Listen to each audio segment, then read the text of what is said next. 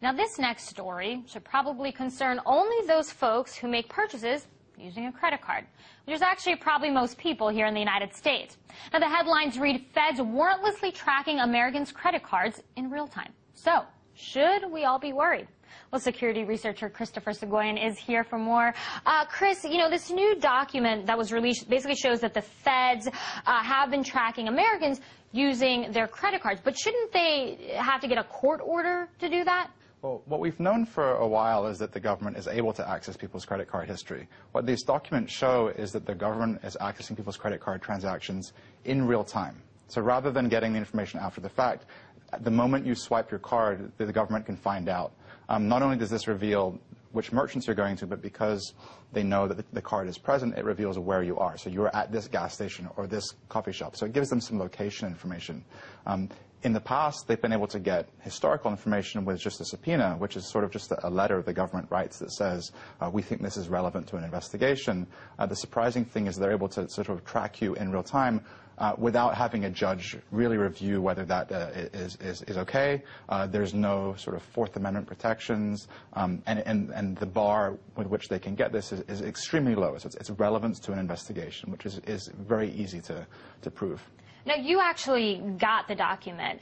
Besides the fact that they're now tracking it in real time, anything else that we should know, anything else that concerned you personally about it? Well, other than the fact that they're getting credit card information, we found out they're also tracking airlines, hotels, maybe supermarket loyalty cards or shopping clubs. So there are vast arrays of information they're getting. But because they're not getting any sort of judicial oversight of these requests, we really don't have any sort of check and balance.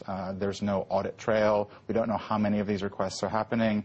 There's not really any protection against abuse. So, if an agent wants to lie on the letter and say that his former spouse is a target in an investigation, there's no judge who's going to make sure that that really is the case. And so, this is potentially a very large program, and we just have no idea what's going on, and certainly we didn't even know this existed until a few weeks ago. What is their sort of justification for it, though?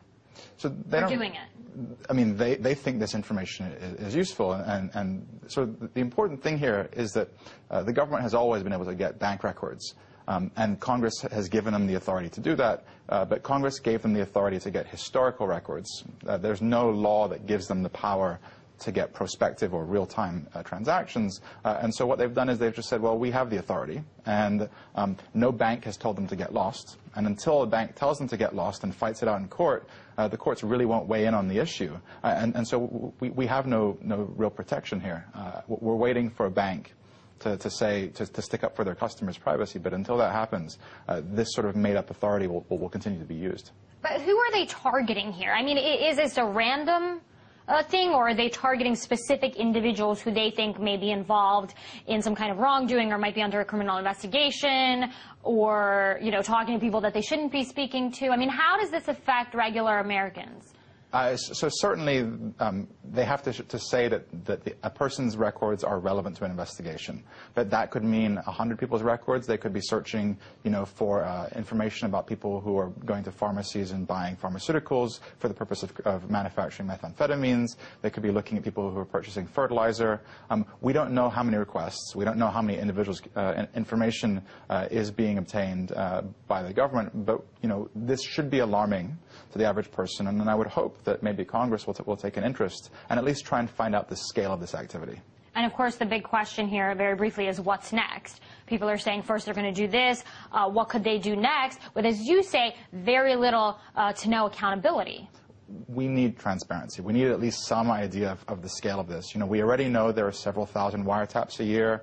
We don't know how many requests there are for email, but we know that those things happen. We need to know more about this so we can make sure it's not being abused. Chris, very interesting story here, and we certainly appreciate your analysis with this. Thanks so much. Thank you.